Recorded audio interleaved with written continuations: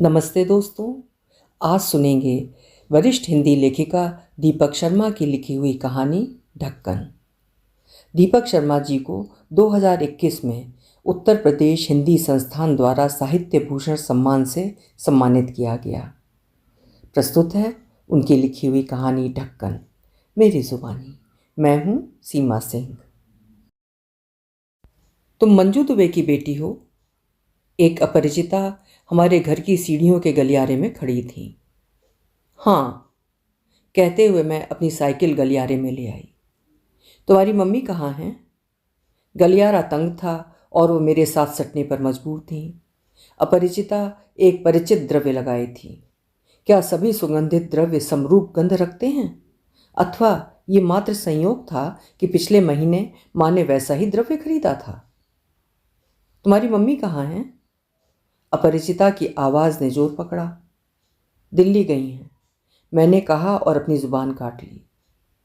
माँ को हवाई अड्डे की बस पर छोड़कर जब पापा सुबह घर पलटे थे, उन्होंने मुझे आदेश दिया था। उधर दफ्तर में कोई नहीं जानता कि मंजू दिल्ली गई है। कोई पूछे तो यही कहना, मंजू तुम्हारी नानी के पास गई है। माँ और पापा एक ही दफ्तर में काम करते थे और हमारा निवास उसी दफ्तर के पास निर्धारित आवास क्षेत्र में था। माँ के अतिरिक्त इस क्षेत्र की 2 अन्य महिलाएं भी उसी दफ्तर में काम करती थीं, किंतु जाने कैसे इधर कुछ महीनों से माँ हमारे पास पड़ोस के लिए विशेष कौतूहल का विषय बन रही थीं। क्या हवाई जहाज से गई हैं? अपरिचिता कांपने लगी। हाँ, उस कपकपी से मैं डोल गई। कब आएंगी? अपरिचिता का भावावेग बेकाबू हो चला। परसों। मुझसे कुछ भी छिपाया न गया। कुछ दूरी पर खड़ी एक लाल मारुति की ओर जैसे ही वे विद्युत गति से बढ़ी, मैं हैरान हुई। मैंने उनका नाम क्यों नहीं पूछा? 13 वर्ष के अपने समस्त जीवन काल में मैंने वैसी तुम तड़ाक पहली बार देखी थी, आपाद मस्तक, अलंकृत एवं भव्य। ये कैसा चमत्कार था जो वे कई ऐसी वस्तुओं से युक्त रहीं जिनके दाम विभिन्न बड़ी दुकानों की वृहदाकार खिड़कियों में माँ मेरे साथ पढ़ चुकी थी। माँ को बाजार करने का बहुत शौक था। हर महीने अपनी तनख्वाह पाते ही वे मुझे अपने साथ लेकर कुछ न कुछ नया अवश्य ही खरीदती। कभी साड़ी, तो कभी सलवार सूट, तो कभी चप्पल, तो कभी शॉल, तो कभी कार्डिगन, तो कभी हाथ कान के टूम छल्ले, तो कभी गर्दन की कंठी। किंतु अपनी परिचित तंग दुकानों में मोल भाव तय करने से पहले तड़क भड़क वाली दुकानों में प्रदर्शित दाम समेत कई वस्तुएं वे जरूर देखती और मुझे दिखाती। देखो तो, उस अपरिचिता की साड़ी का नमूना शहर की सबसे महंगी दुकान के शीशे में माँ मुझे दिखा चुकी थी। गहरे सलेटी रंग की इस क्रेप में हल्के गुलाबी फूल कैसा अनोखा प्रभाव दे रहे हैं। यहाँ केवल फूल सलेटी रंग के थे और पृष्ठभूमि गुलाबी। दाम 4000 रुपये। अपरिचिता के सैंडल का भात भी मेरा देखा हुआ था। शोकेस वाली सैंडल का रंग मगर भूरा था, काला नहीं। दाम 3500 रुपये। जो पर्स अपरिचिता ने अपने हाथ में थाम रखा था, उसके दाम का पता भी माँ लगा चुकी थी। 5000 रुपया।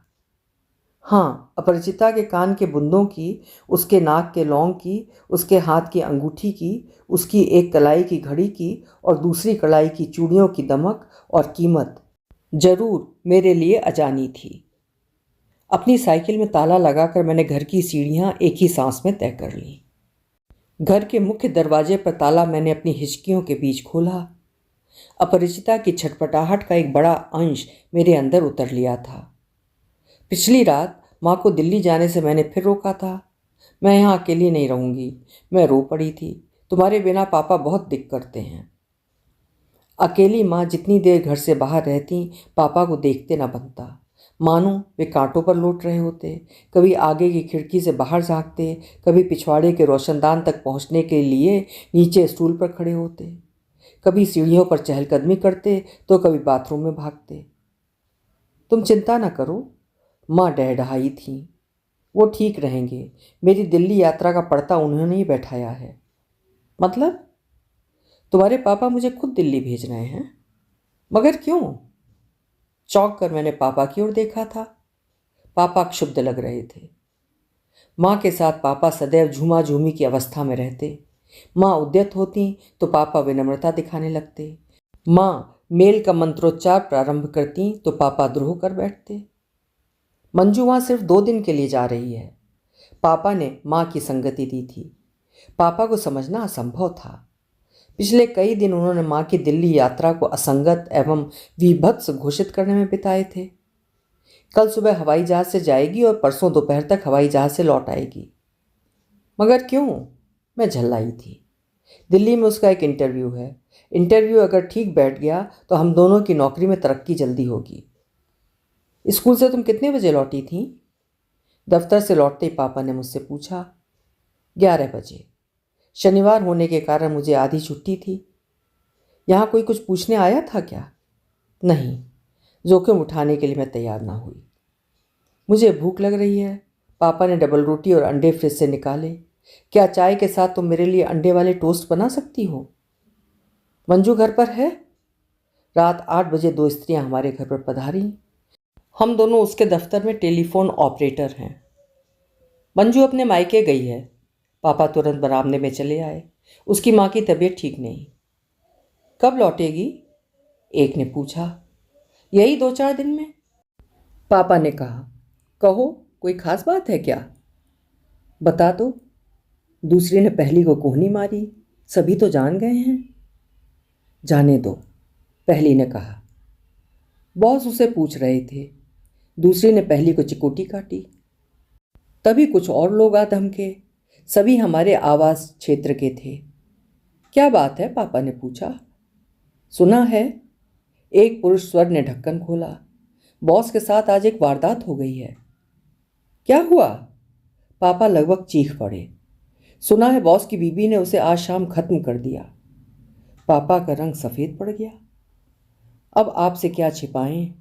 पहली स्त्री बोली। सुनने में तो ये भी आया है कि बॉस की पत्नी ने मंजू को भी खत्म कर दिया है। जरूर किसी ने झूठी उड़ाई है। निधड़क होकर पापा ने अपनी नटसारी शुरू की। मंजू तो अपनी माँ के पास कस्बापुर में है, दिल्ली गई ही नहीं। मैं आपको बताती हूँ। चिकोटी काटने वाली स्त्री उत्तेजित हो गई। आज दोपहर 1:30 बजे जैसे ही मैंने अपनी ड्यूटी ज्वाइन की, हेड ऑफिस से बॉस के लिए फ़ोन आया। ज़रूरी बात है, उन्हें कहिए फ़ौरन संपर्क करें। बल्कि मैंने पहले दफ्तर के दिल्ली वाले गेस्ट हाउस का ही नंबर मिलाया। वहाँ से जवाब मिला, बॉस अपनी स्टेनो के साथ होटल में रुके हैं। और मालूम होटल में फ़ोन किसने उठाया? मंजू ने। मेरी भी सुनिए। पहला पुरुष स्वर फिर सक्रिय हुआ। बॉस की बीवी दफ्तर में आज 2 बार मेरे पास आई। पहले सुबह 10:05 पर। मैं मंजू दुबे से मिलूंगी। जब मैंने बताया मंजू दुबे आज दफ्तर नहीं आई, आज उसकी 2 दिन की छुट्टी की अर्जी आई है, तो बोली उससे मिलना ज़रूरी है, उसके घर का पता दे दो। 11:10 पर वो दोबारा दफ्तर आई। दिल्ली वाले होटल का पता और कमरा नंबर दो। मेरा अंदाज़ा है भीड़ में से एक दूसरा पुरुष स्वर आया। बॉस की पत्नी ने यहाँ से 3:20 वाला हवाई जहाज़ पकड़ा। 4:55 पर वो हवाई जहाज़ से उतरी। 5:30 पर वो होटल पहुँची। 5:35 पर लिफ्ट में सवार हुई। 5:40 पर उसने बॉस को मंजू के साथ देखा। 5:41 पर उसने बॉस पर गोली चलाई। 5:42 पर उसने मंजू पर गोली चलाई। 5:45 पर माँ मेरी वजह से मरी है पापा। मैं फट पड़ी। मैं जब स्कूल से आई थी तो वो नीचे सीढ़ियों के गलियारे में खड़ी थी। उसे मैंने बताया था माँ हवाई जहाज़ से दिल्ली गई है। अजीब बात है, पापा बौखलाए। तुमने मुझे नहीं बताया मंजू दिल्ली गई, और वो भी हवाई जहाज़ से? अब कोई नया तमाशा मत खड़ा करिए। तीसरे पुरुष स्वर ने पापा पर लगाम चढ़ाई। लड़की की माँ मर गई है। लड़की सब ऐसे सवाल जवाब मत करिए। माँ के भेद लड़कियाँ छिपा लेती हैं। चिकोटी खाने वाली स्त्री बोली। उन पर ढक्कन टिका देती हैं। जाओ तुम अंदर जाकर बैठो। पापा ने दांत पीसे। मैं देखता हूँ मुझे अब क्या करना होगा। भीड़ के छटते ही पापा मेरी ओर लपक लिए। देखो, मंजू का नाम अब बदनाम हो गया है। हम उसके लिए बुरा बोलेंगे तो हम ही फायदे में रहेंगे। तुम्हारी शादी में मुश्किल नहीं आएगी। सब यही कहेंगे बाप बेटी तो निर्दोष थे, सारा दोष उसी औरत का था। पापा के संग भाव को मैंने अनंत काल तक सम्मान दिया। अपने नानाविध आख्यानों में माँ के प्रति घोर विमुखता दिखाने में मैं लाभान्वित भी हुई। मेरे साथ की लड़कियों ने मुझसे अपनी साझेदारी तोड़ी नहीं, बनाए रखी। उत्तरवर्ती घटनाओं पर भी मैं पापा के संग ही आशंकित हुई, पापा के संग ही प्रसन्न हुई। अभी आप सुन रहे थे वरिष्ठ साहित्यकार दीपक शर्मा जी की लिखी हुई कहानी ढक्कन। उम्मीद है कहानी आपको पसंद आई होगी। कल फिर मिलेंगे। आपका समय शुभ हो।